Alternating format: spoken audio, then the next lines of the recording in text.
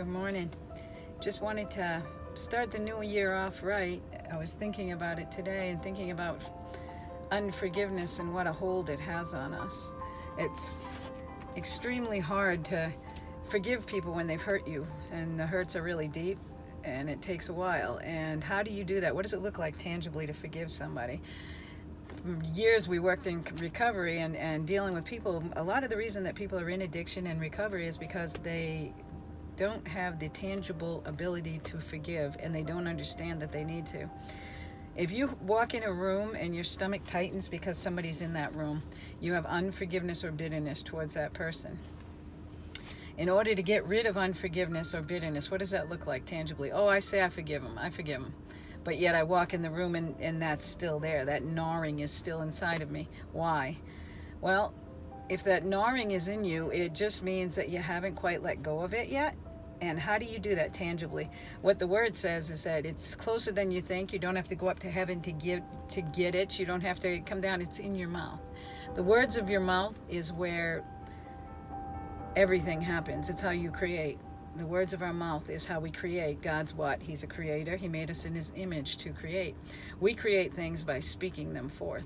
So when you have some unforgiveness towards somebody, tangibly, to get rid of unforgiveness, what I've learned in my walk, which helped me tremendously, I had unforgiveness first for people that had hurt me, for really bad situations that happened, people that might have ripped you off, people that, might have hurt you physically, mentally, spiritually, deserted you, rejected you. There's a million different scenarios of how bad and how deep the hurts can be. The deeper the hurt, probably the longer you have to work on it.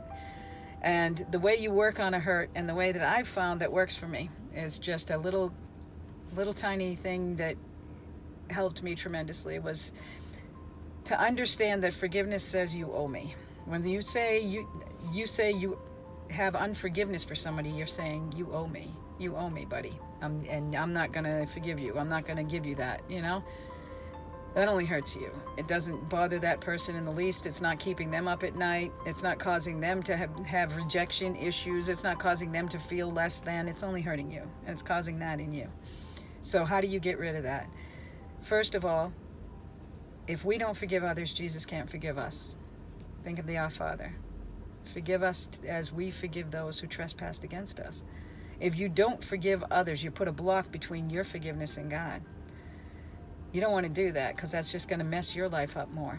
So when someone's hurt you, and it's probably years, and you're still holding on to this unforgiveness and this bitterness root, all you got to do is say with your mouth, I release you, so and so, you owe me nothing. Okay? You're not going to mean it at first. I think I probably said it thousands of times for many different situations in my life. I release you, so and so, you owe me nothing. But the thing is when you start releasing those words, your heart will manifest those words. And some of that, I call it, forgive me for no other term, but the pus comes out of the wound. I'm a nurse. I'm sorry. I don't mean to be so graphic, but that's what it is. You're actually pushing the junk and the garbage out of that infraction, if you will. So you have to say that until you feel it, until it manifests. But by releasing that and making it a choice, you have a choice, you get to forgive. And by releasing that, you get the benefit of the freedom of it. And after a while, you'll start to feel that you feel a lot lighter. Those people are never going to know that you have unforgiveness for them. They can't do anything for you to take it away. And if you choose not to forgive, you're just choosing to hurt your own soul. You got to let it go. You have to let it go. Start the new year off right. Work on small ones first. Forgive the person that just cut you off in traffic. I release you, so and so, you owe me nothing. And then work up to the bigger ones. And the biggest one you'll ever fight, just for your knowledge, the biggest one you'll ever deal with is you.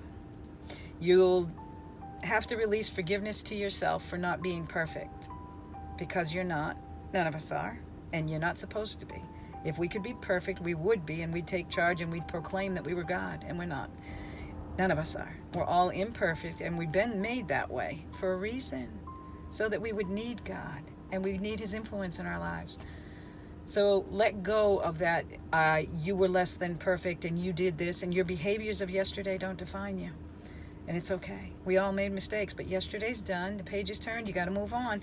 But you got to forgive yourself. So in order to forgive yourself, you do it the same way. You say, I forgive you, Colleen. You owe me nothing. You say that and you watch it go. And then you'll be free to prosper and to grow again. It's a freeing thing. You got to do it first to free yourself. Before you can start to totally embrace relationships with other people, you have to fix the ones behind you that are clogging up that flow of love, if you will. Once you do this, you'll feel so much more freedom. There's no freedom in going to the bottle or to the drug to get rid of those bad feelings. It's not going to happen. It's only going to add to your frustration and your pain. The drugs and alcohol, food, whatever it is you run to for your comfort is never going to help you. It's never going to help you. Getting free from that stuff will help you.